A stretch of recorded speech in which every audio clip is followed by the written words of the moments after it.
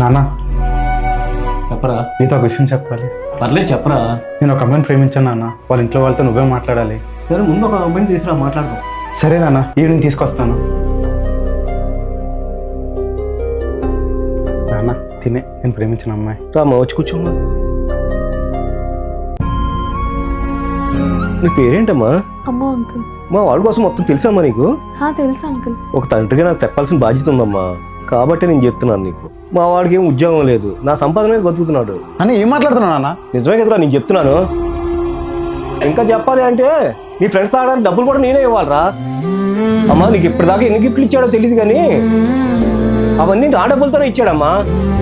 నాన్న పెళ్లి చేస్తాను నీకు చెప్తే ఎలా మాట్లాడుతున్నావు నాన్న? తన ఫ్యూచర్ ఎలా ఉంటుందో చెప్పాలరా.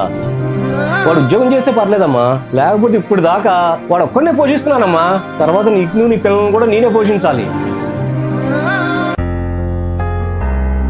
అమ్ము అమ్ము, ఏంటి నన్ను చేసింది? తండ్రివేనా అసలు నువ్వు? ఓ తండ్రిగా ఆలోచించే చేశానురా. ఇదే ప్లేస్ నీ చెల్లి ఉంటే ఇలాంటి వాడికి చేస్తావా? ఆలోచించి ఒకసారి. నువ్వు ముందు లైఫ్లో సెటిల్ అవరా, వాళ్ళతో మాట్లాడి నేనే పెళ్లి చేస్తాను.